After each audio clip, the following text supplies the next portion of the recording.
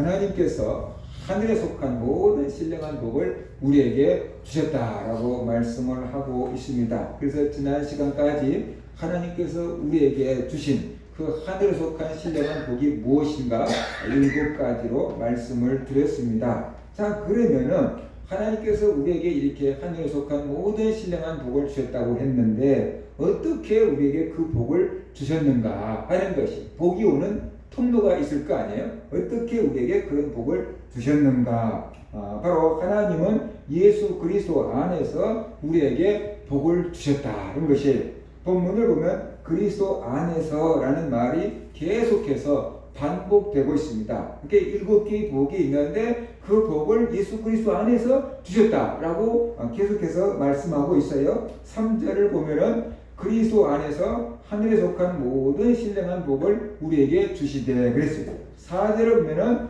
그리스도 안에서 우리를 택하사 그랬고, 이 5절을 보면은 그리스도로 말미암아 자기의 아들들이 되게 하셨으니 그랬고, 7절을 보면은 그리스도 안에서 그의 피로 말미암아 속량 곧 죄 사함을 받았느니라 라고 했고, 9절을 보면은 그리스도 안에서 때가 찬 경륜을 위하여 예정하신 것이니 그랬고, 10절을 보면은 그리스도 안에서 통일되게 하려 하심이라 그랬고, 12절을 보면은 그리스도 안에서 그의 영광의 찬송이 되게 하려 하심이라 라고 이렇게 말하고 있어요.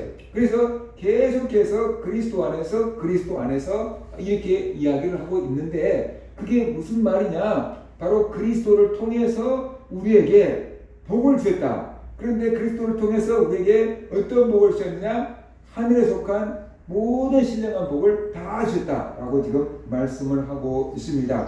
자, 그리스도 안에서 우리에게 복을 주셨다라고 했는데, 바울이 그리스도 안에서라는 말을 굉장히 많이 쓰고 있습니다.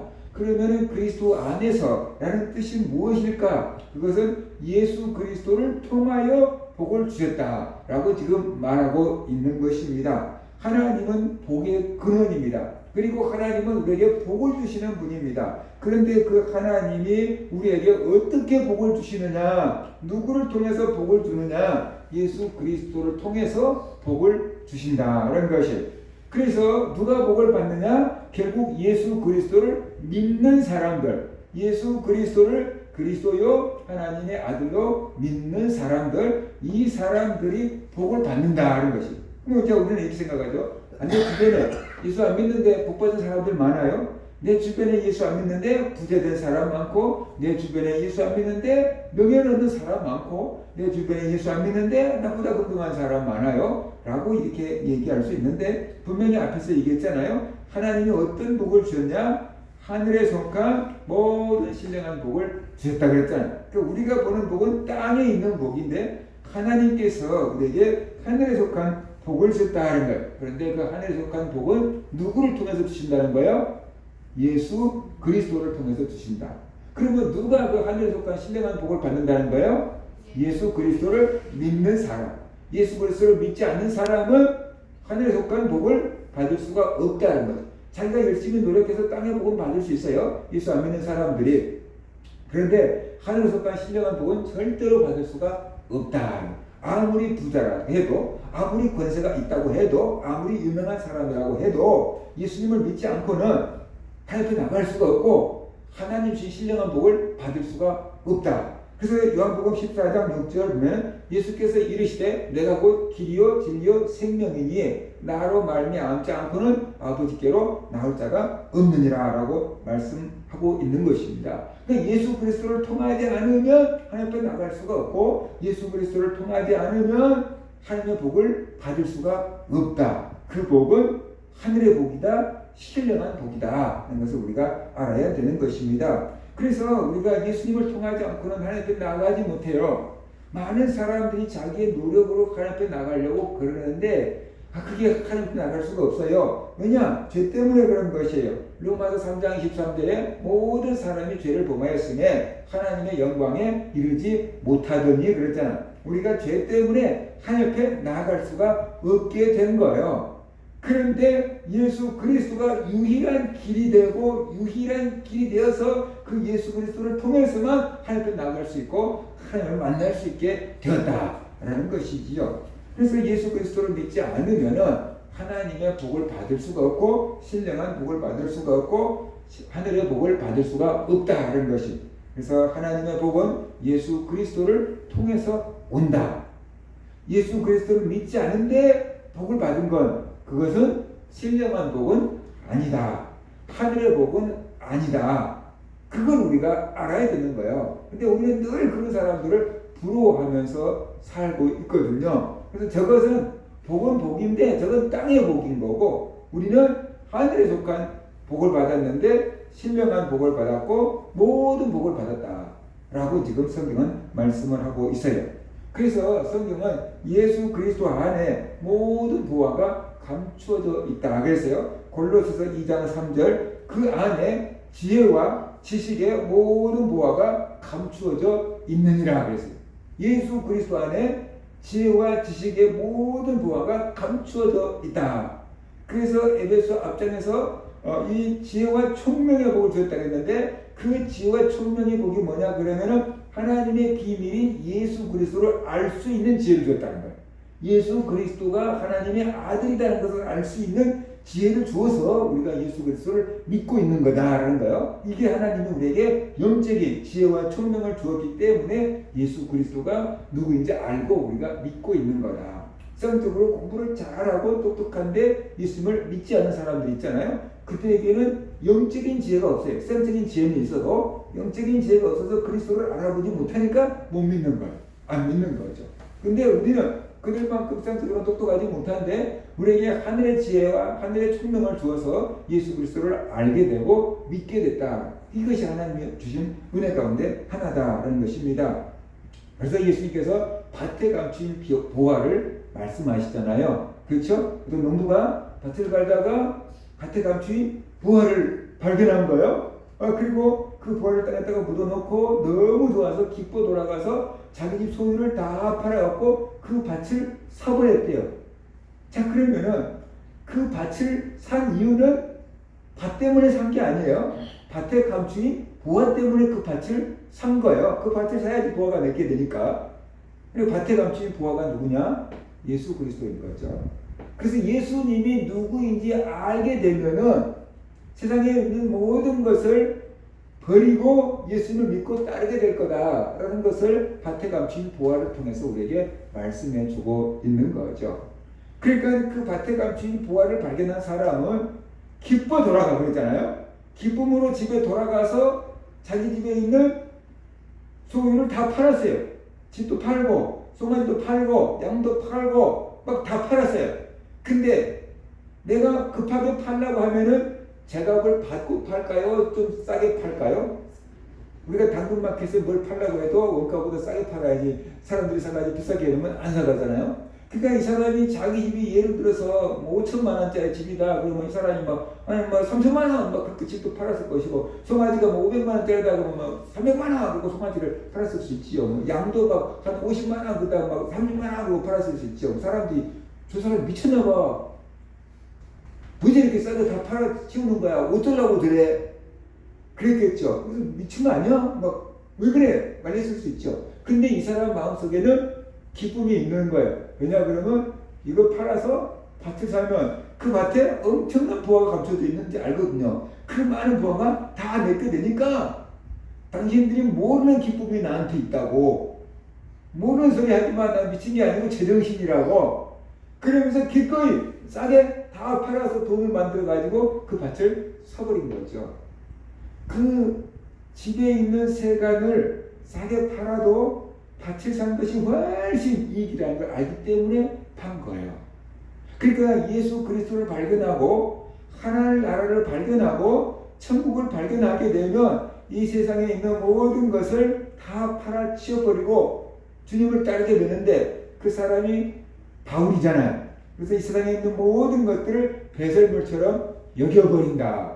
다 버려버리고 오직 주님을 위해서 살아가잖아요. 왜 그렇습니까? 주님을 발견했기 때문에. 죽여놔도 산 생명의 주님을 발견했기 때문에. 셋째 하늘 천국에 갔다 왔기 때문에. 그러니까 이 세상에 있는 것들을 기꺼이 포기할 수가 있었던 거예요. 예를 들어서 여러분에게 진짜 좋은 신을 사줬어요. 그러면 낡고 더러워지고 찢어진 신을 신고 있겠어요? 버려버리겠어요? 버려버리고 나한테 진짜 좋은 신이 생겼다. 그러면 낡고 찢어지고 막 더러워진 그 신을 이제 버려. 그럴 수 있다는 거예요. 왜냐하면 더 좋은 게 생겼으니까. 그러니까 바울은 생명의 주님을 만났고 천국을 맛보았고, 그러니까 이 세상에 있는 것들이 어떻게 돼요? 싹 끊어져 버리게 된 거예요. 싹 끊어져 버리게 된 거예요. 우리가 예수 믿고 은혜 받으면요, 끊어져 버려요.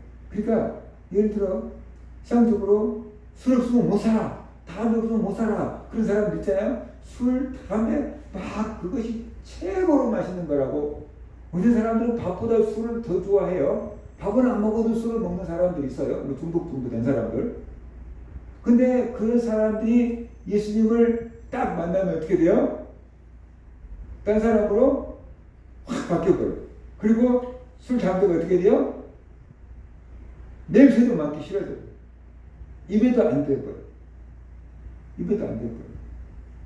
그런 일이 벌어진다라는 것이에요. 그러니까 바로 그 속 사람이 바뀌어버리면은 세상 것들을 다 내려놓게 된다. 그것을 우리가 알아야 되는 것이죠. 그래서 바로 예수 그리스도 안에 모든 부활가 감춰져 있다. 하나님이 주신 모든 신령한 복은 예수님을 통해서 온다는 것이. 예수님을 통해서. 그래서 우리가 예수가 충만하면, 성령 충만하고, 말씀 충만하고, 은혜가 충만하고, 그거 다른 말하면 예수가 충만하고, 그렇게도 말할 수 있어요. 하나님 충만하고 그럴 수 있어요. 그렇게 되면 어떻게 되냐 그러면 하늘에 속한 모든 신령한 복을 이제 받을 뿐만 아니라 누릴 수 있게 되는 거예요. 누릴 수 있게 돼.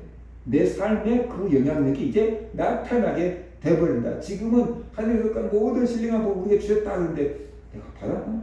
받았는데 왜 아무 변화가 없지? 이런 식이 되는 거예요. 근데 성령으로 충만하고 예수님을 충만하고 하나님으로 충만해지면은 우리가 받은 복이 이제 우리에게서 어떻게 돼요? 나타나게 되는 것이에요. 그래서 속 사람이 달라지고, 말이 달라지고, 얼굴이 달라지고, 생활이 달라지게 된다는 것이에요. 그래서 제 형님이 그랬어요. 예전에 예수 믿기 전에 자기의 증명사진과 예수 믿은 다음에 증명사진을 갖다 놓고 이것 좀 봐라. 사람이 이렇게 달라졌잖아. 그렇게. 예수 믿기 전에 자기 얼굴 사진과 예수 믿은 다음에 얼굴 사진이 완전히 달라진 거예요. 찍어놓고 보니까. 그러니까 속사람이 달라지니까 외모도 달라지는 거예요, 이게. 그래서 하나님의 나라를 이제 누릴 수 있게 되는 겁니다. 자, 왜 하나님은 우리에게 이런 복을 주셨는가? 왜 하늘에 속한 모든 신령한 복을 우리에게 주셨는가? 그 이유는 하나님을 찬송하게 하기 위함이다 라고 말하고 있습니다. 그래서 에베소 1장 3절 보면 찬송하리로다 하나님 이렇게 시작하고 있잖아요. 에베소 1장 6절을 보면은 이는 그가 사랑하시는 자 안에서 우리에게 거저 주시는 바 그 은혜의 영광을 찬송하게 하려는 것이라 그랬고, 에베소 1장 12절을 보면은 그의 영광의 찬송이 되게 하려 하심이라 그랬고, 에베소 1장 14절을 보면 그의 영광을 찬송하게 하려 하심이라 그랬어요. 그러니까 찬송하라는 말이 4번이나 계속 반복되고 있어요. 우리에게 이렇게 은혜를 그냥 주신 이유는 하나님을 찬송하게 하려고 우리에게 이런 은혜를 주셨다라고 말씀을 하고 있는 겁니다. 하나님을 찬송하는 것이 그만큼 중요하다는 것이, 하나님을 찬송하게 하려고 우리를 만드셨고 하나님을 찬송하게 하려고 우리에게 공짜로 은혜를 주신 거예요. 왜냐하면 내가 수고하고 노력해서 주면은 그건 보상을 받은 거지 은혜를 입은 게 아니잖아요. 당연한 거잖아요. 찬양할 이유가 없는 거예요. 근데 내가 구원받을 아무런 일도 하지 않았는데 하나님께서 나에게 구원을 선물을 줬어요. 그러니까 내가 하나님을 찬송해야 되는 거죠. 그래서 찬송하게 하려고 공짜로 은혜로 우리에게 구원을 주시고 하늘에 속한 신령한 복을 주신 거다라는 거예요. 그래서 에베소 5강에서 5번째 설교에서 왜 하나님을 찬송해야 하는지 말씀을 전했고 하나님을 찬양하는 것이 무엇인지 말씀을 드렸어요. 다시 한번 잠깐 얘기하면 하나님을 찬송한다는 게 뭔가, 그것은 하나님을 자랑하는 것입니다. 하나님이 하신 일을 기념하는 것입니다. 그 하나님을 높여드리는 것입니다. 하나님을 즐거워하는 것입니다. 하나님께 감사하는 겁니다. 이것이 찬양은, 우리는 찬양, 찬송 그러면 꼭 곡조가 달려서 막 완곡 만들어져가지고 부른 것만 찬양이라고 할 수 있는데, 우리가 하나님이 만드신 것을 보고 감탄하는 것도 찬양이고, 감사하는 것도 찬양이고, 하나님을 즐거워하는 것도 찬양이고, 하나님을 자랑하고 간증하는 것도 찬양인 거다라는 것을 우리가 알아야 되는 거지요.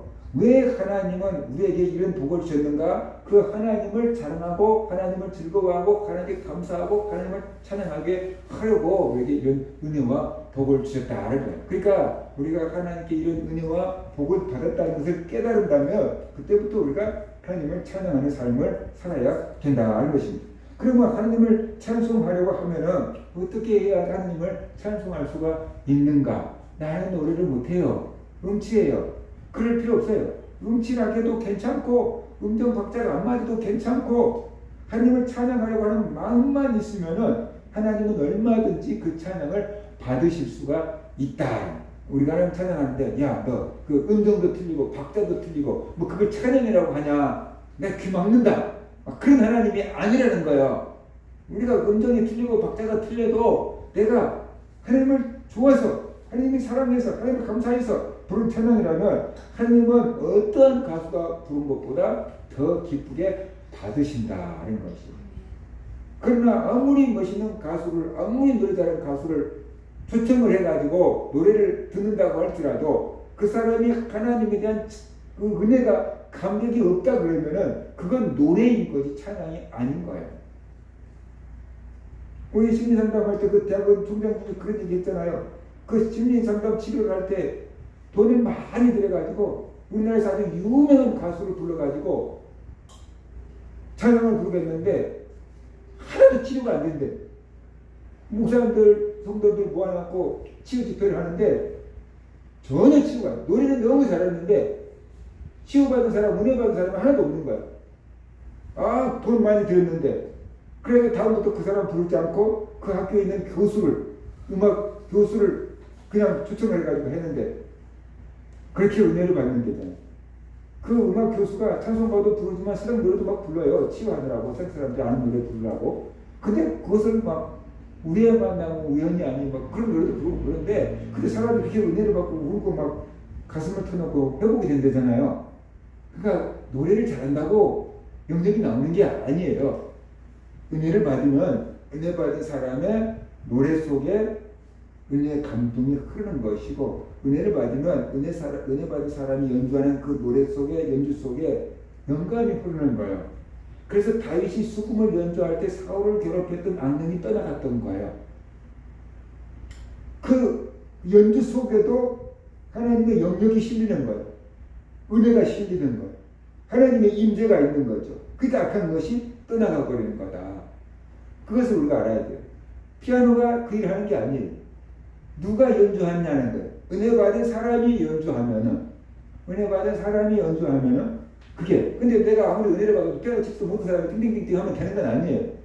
어떤 사람들 보니까 무슨 막 피아노 갖고 막 애기들 놀이가 귀를 막을 정도로 하면서 막 그게 영감 있는 찬양이라고 하는데 그게 아니에요.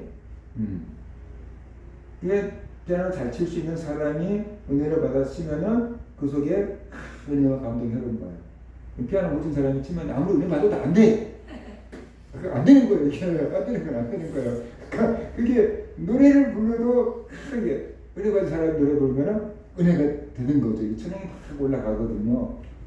그래서 어떤 찬양하는 목사님이 그렇게 얘기하더라고요. 자기가 선발에 찬양을 하는데 찬양하는 목사인데 찬양하는 거 천사가 와서 막 춤을 춘대요. 그걸 보고 한대요.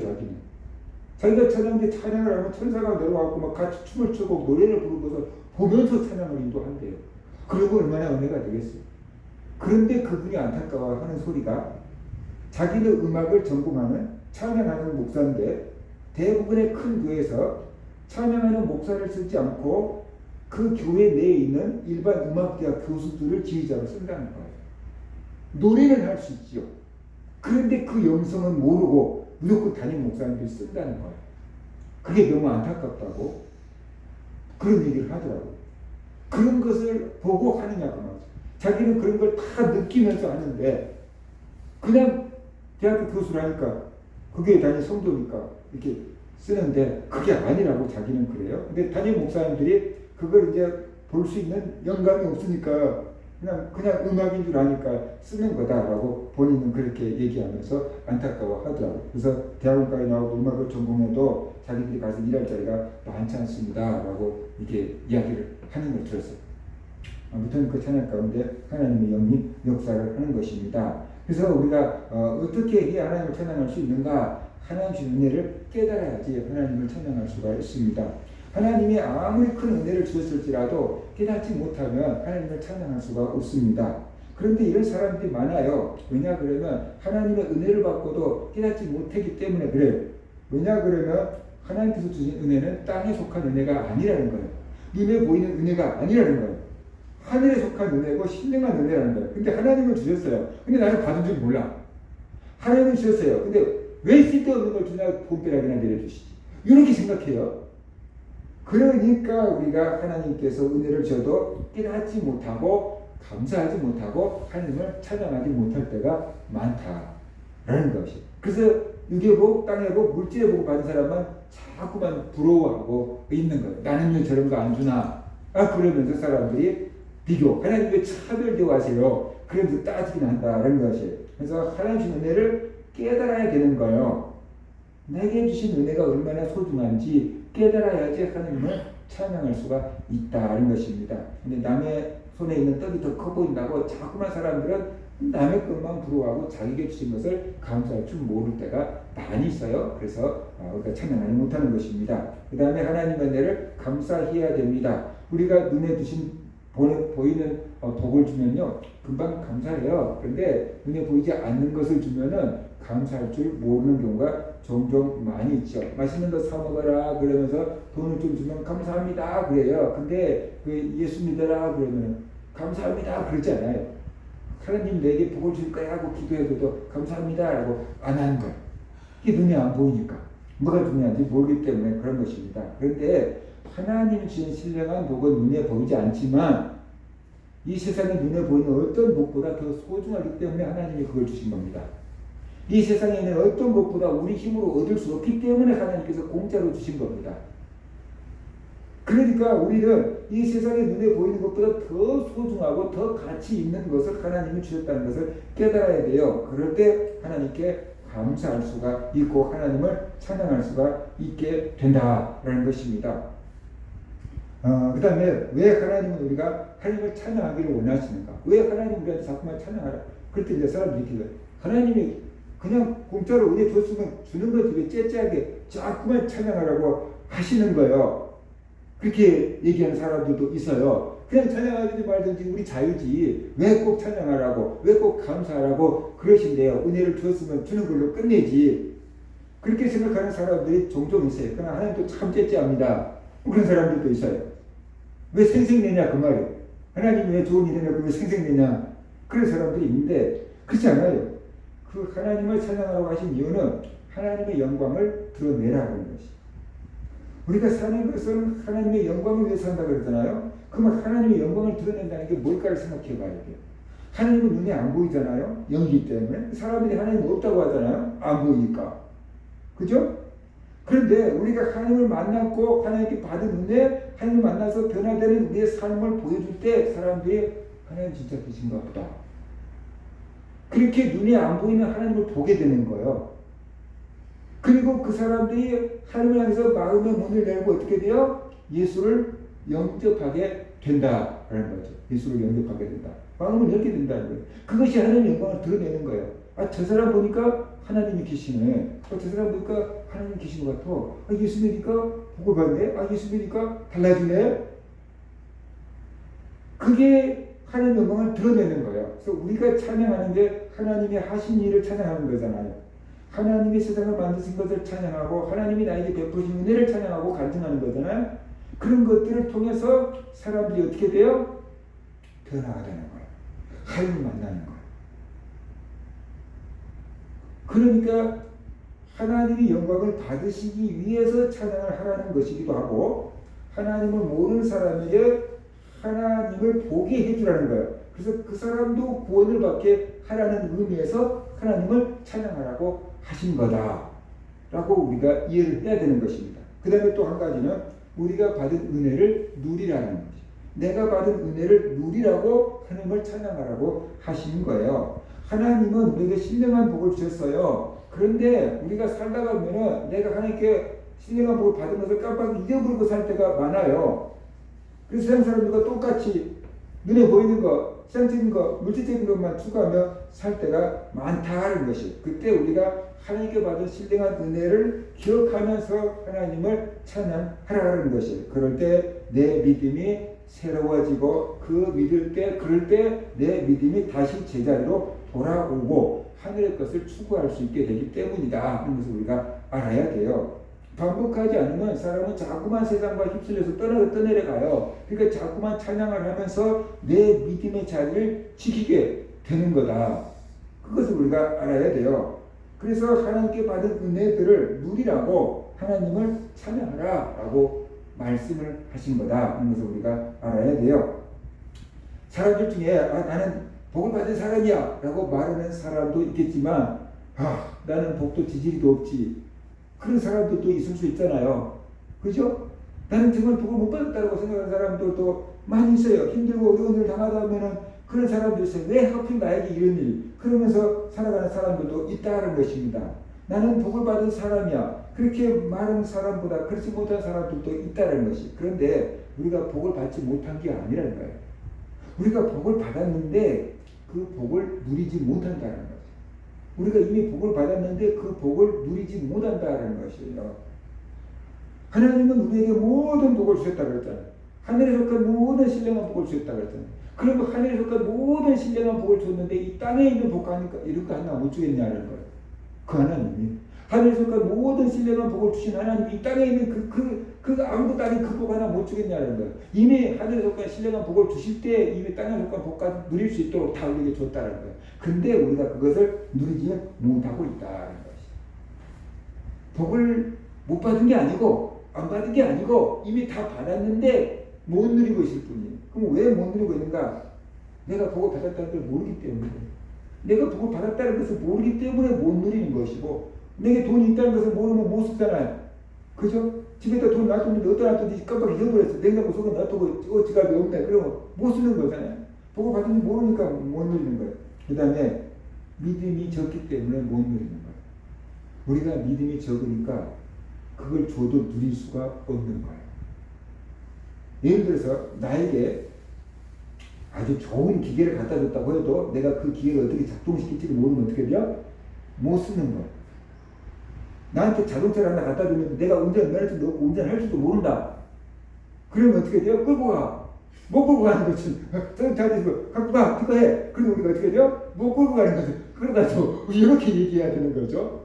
그러니까 아무리 좋은 걸 갖다 줘도 내가 그것을 쓸 수 있는 실력이 안 되면, 믿음이 안 되면 못 쓰는 거예요. 못 쓰는 거예요. 가나안 명문학교 김용기 장로님이 어느 날 밖에 나갔다가 오더니 색소폰을 사왔더래요. 그러면서 아들한테 색소폰을 주면서 불어라! 그러더라는 거예요. 그러니까 아들과 아빠 배워본 적도 없는데 어떻게 불어요? 그랬더니 그 아빠 말 만든 사람도 있는데 사다 줬는데 뭐 불어 그러더래. 이 악기를 만든 사람도 있는데 사다 준 것도 못 부냐 그러더라는 거예요. 그래서 내일부터 기상나팔 불어라. 그래서 혼자 연습해가지고 그 가나안 농문학교에서 기상나팔 자기가 불기 시작했대. 그러니까 이게 갖다 줘도 못 쓰는 건데 어떻게 하다가 보면 배워갖고 쓸 수가 있는 거야. 믿음이 있어야지 하나님의 은혜를 누릴 수 있고 복을 누릴 수가 있다라는 것이. 그 다음에 우리가 하나님 주신 그 신령한 복을 보지 않고 자꾸만 눈에 띄는 복만 보기 때문에 하나님의 복을 못 누리는 것이. 받은 것은 안 보고 없는 것만 자꾸 보기 때문에 자기가 행복할 수가 없는 거야. 그래서 이미 신령한 복을 충분히 받은 것을 누릴 때 땅에 있는 복도 얻을 수 있는 힘이 생기는 거예요. 그래서 땅에 있는 복만 바라보기 때문에 신령한 복을 못 누리고 있는 거다. 왜냐하면 땅에 있는 복만 쳐다보면 어떻게 돼? 나한테 지금 없잖아요. 근심과 걱정과 염려의 마음을 딱 뺏겨버려요. 그러니까 하나님 주신 은혜와 복을 못 누리게 되어버린다. 그러면서 우리가 알아야 돼요. 복을 주시는 분은 하나님이에요. 근데 받은 복을 누리는 것은 우리가 해야 될 일이에요. 하나님께 받은 복을 우리가 누리려 그러면은 믿음이 있어야 돼요. 내가 복을 받았다는 것을 깨달아야 되고 그 복을 누릴 수 있는 믿음이 있어야 되고 그 복을 찬양하는 것이에요. 그럴 때 하나님이 주신 복을 누릴 수 있어요. 그러면 하나님 주신 복을 누리는 게 뭐냐? 하나님의 은혜를 즐거워하는 거예요. 하나님께 나에게 이런 은혜를 주셨구나. 하나님의 은혜를 즐거워하는 거고 감사하는 거고 그 안에서 행복해하는 거예요. 그래서 하나님을 영원토록 즐거워하는 거라고 했잖아요. 우리 사람의 제일 되는 목적이. 내가 사랑하는 애인을 만날 때 좋은 것처럼 하나님을 즐거워하는 거예요. 하나님께서 나에게 이렇게 좋은 은혜를 주셨구나. 감사하는 거예요. 그래서 영적으로 우리가 하나님 앞에서 기뻐하고 즐거워하고 감사하라는 거죠. 그러면 어떻게 돼요? 찬양이 나오게 돼 있어요. 꼭 곡조 있는 막 그게 아니라 그래도 하나님 감사해요. 하나님 감사해요. 그게 나오게 돼 있어요. 이게. 그게 찬양이에요. 그게 하나님의 은혜를 누리는 것.